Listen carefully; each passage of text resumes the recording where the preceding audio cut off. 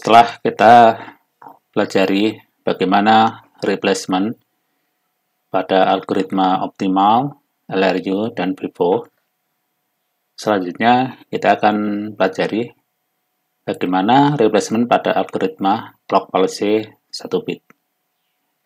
Jadi di algoritma clock fallacy ini ada yang 1 bit, ada yang 2 bit. Kita akan coba pelajari dulu yang 1 bit.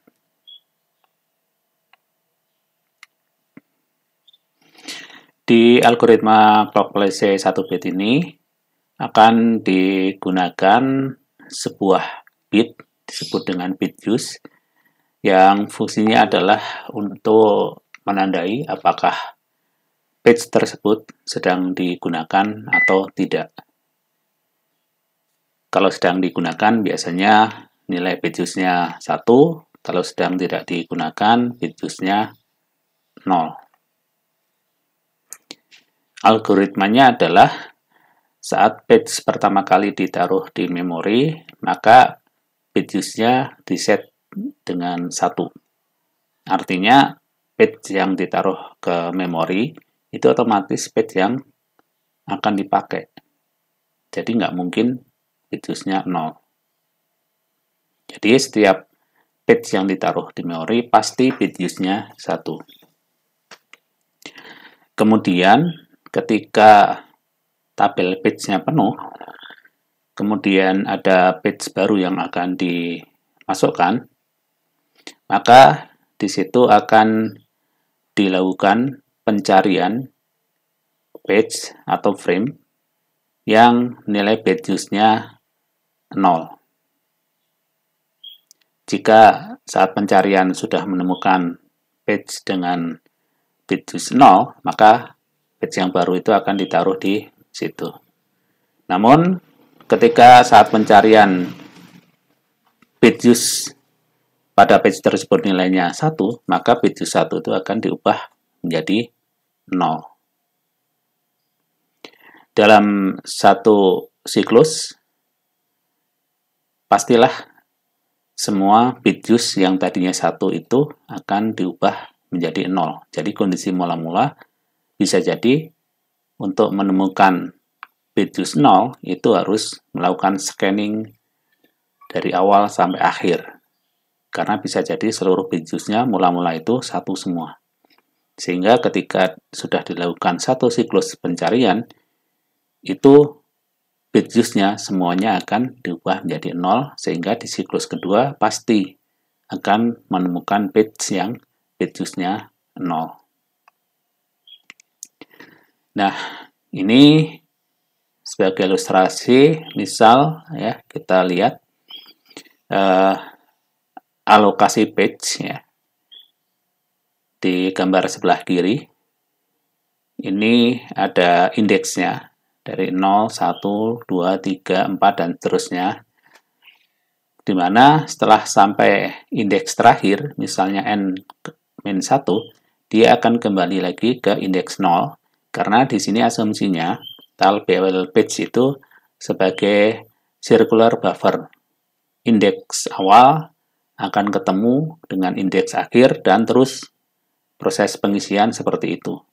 Berputar ya. Dari awal ketemu akhir, nanti kembali lagi ke awal. Di contoh ini ada pointer yang digunakan untuk menandai page berikutnya setelah memasukkan nomor page.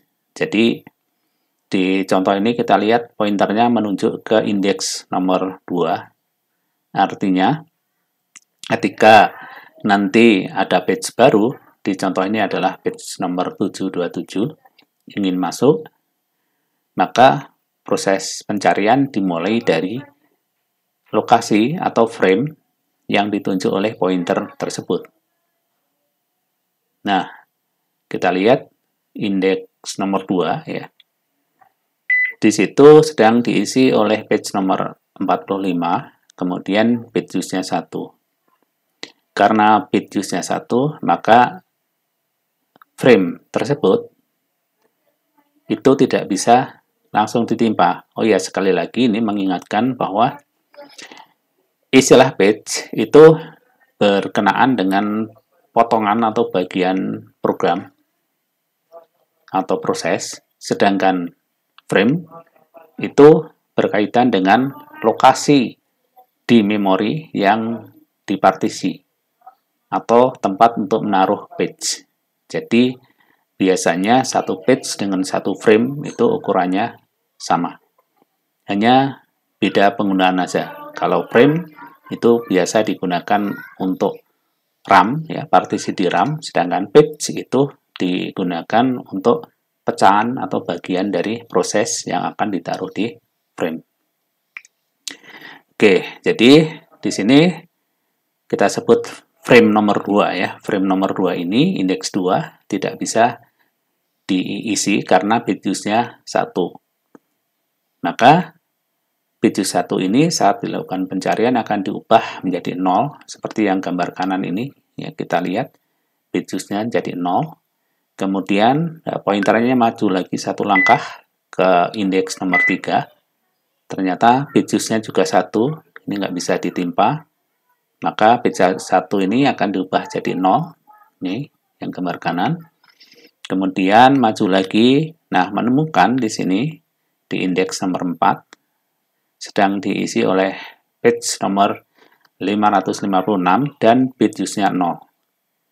Maka bit use 0 ini bisa diartikan page nomor 556 ini sedang tidak digunakan, sehingga page baru nomor 727 ini bisa kita taruh di frame nomor 4. Ya, seperti ini ya, di gambar yang kanan, 727 masuk di sini, kemudian page use-nya di set 1. Setelah memasukkan page baru, maka pointer akan maju ke indeks berikutnya. Dalam hal ini adalah indeks nomor 5. Dan kita lihat page use-nya 0. Sehingga kalau ada page baru, ini pasti nanti ditaruh di sini. Karena page use-nya 0. Itu ilustrasi contoh algoritma globalisasi 1 bit. Selanjutnya, kita akan coba telusuri untuk kasus yang diberikan pada algoritma optimal, algoritma LRU, dan algoritma FIFO yang tadi sudah kita pelajari. Bagaimana untuk mengisi tabelnya? Nah, perhatikan sekarang. Di sini, untuk setiap pengisian tabel, 4 hal itu harus betul atau tepat. Jika salah satu dari 4 hal itu tidak tepat, maka jawabannya dianggap salah. 4 hal itu apa saja? Yang pertama adalah nomor page-nya. Itu harus betul. Yang kedua adalah tanda page use. Di sini tanda page use itu ditandai dengan bentuk bintang. Kalau ada bintang, itu artinya page use-nya 1. Kalau nggak ada bintang, page use-nya 0. Yang ketiga adalah letak pointer. Letak pointer ini harus tepat. Yang keempat adalah terjadi page fall atau tidak. Kalau ada huruf F, artinya terjadi page fall. Kalau nggak ada, tidak terjadi page fall. Jadi sekali lagi, 4 hal harus tepat di dalam setiap tabel yang diisi untuk dinyatakan pengisian itu betul. Jika salah satu tidak tepat, maka dianggap salah. 4 hal itu adalah nomor page-nya harus tepat, bit use-nya harus tepat, kemudian letak pointernya harus tepat, dan terjadi page fall atau tidak itu harus tepat. Jadi di metode globalisasi 1 bit ini tentu lebih menuntut ketelitian dan kehati-hatian. Nah, sekarang kita coba telusuri penggambarannya untuk kasus yang sama dengan metode globalisasi 1 bit. Oke, ini kalau digambarkan mula-mula sebelum ada page masuk, itu gambarnya kira-kira seperti ini ya. Jadi masih kosong, dan pointernya itu ada di paling awal. Nah, ini. Kemudian ketika page nomor 2 masuk, maka dia ditaruh di paling awal, pages-nya 1 ditandai dengan bintang, dan setelah naruh page baru, maka pointernya dia maju. Dia nunjuk di lokasi berikutnya. Jadi pointer itu maju kalau dia telah masukkan page baru. Kalau tidak masukkan page baru, maka pointer itu tetap di tempatnya. Oke, kita lanjutkan. Kemudian nomor 3 masuk. Dia ditaruh di lokasi yang sebelumnya ditunjuk oleh pointer di sini. Ada bintang karena pages-nya 1. Kemudian ada pergeseran atau perpindahan letak pointer dari tengah ke paling bawah. Kemudian page nomor 2 diakses kembali. Nah, perhatikan di sini. Page nomor 2 sudah ada di tabel. Maka di gambarnya tidak ada perubahan apapun. Bintangnya tetap, letak pointernya tetap. Tidak terjadi page fall. Karena page yang diakses sudah ada di tabel. Berikutnya, masuk page nomor 1, maka dia ditaruh di lokasi yang ditunjuk oleh pointer di sini, kemudian diberi bintang. Setelah memasukkan page baru, maka pointernya kembali lagi ke awal, jadi di sini. Berikutnya masuk page nomor 5. Nah, ini page baru ini. Tabelnya sudah penuh. Maka akan dilakukan pencarian yang pages-nya 0. Caranya adalah tempat page atau frame yang ditunjuk oleh pointer ini, karena bintangnya ada atau pages-nya 1, maka ini akan dihilangkan. Jadi 2 ini nggak ada bintangnya. Kemudian maju lagi, 3 ini bintangnya hilang, maju lagi, 1 bintangnya hilang. Jadi udah seluruhnya ya ditelusuri dari awal sampai akhir, ternyata belum menemukan. Maka dia kembali lagi ke awal. Nah, otomatis page yang paling awal tadi, karena sudah nggak ada bintangnya, dalam hal ini adalah page nomor 2, ini akan digantikan oleh page baru, nomor 5. Nomor 5, ini diberi bintang karena pasti digunakan. Setelah masukkan nomor 5, maka pointernya maju 1 langkah. Nah, kita lihat sekarang perbedaannya adalah dibanding tabel sebelah kirinya. Nomor 3 dan 1 ini sudah tidak ada bintang. Kapan hilangnya? Saat dilakukan pencarian page yang tidak ada bintang atau pages-nya 0 ya. 1 siklus tadi, maka efeknya bintangnya di sini hilang. Kemudian jangan lupa karena ini page baru, maka terjadi page fall. Berikutnya page nomor 2 digunakan. Nah, di sini perhatikan page nomor 2 itu sudah page nomor 2 ini ya, ini baru ya.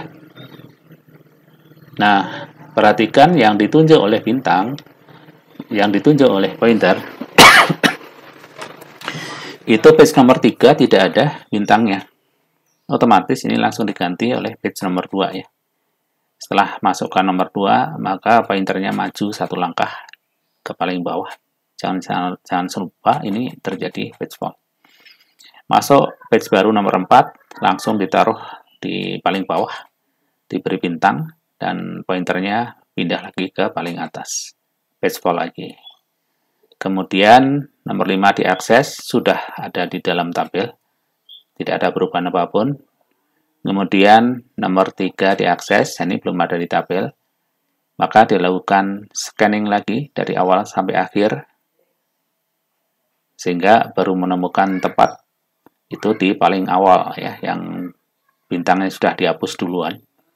Sehingga nomor 3 ini ditaruh di paling awal. Ini mirip kejadiannya dengan tadi ketika nomor 5 di sini masuk.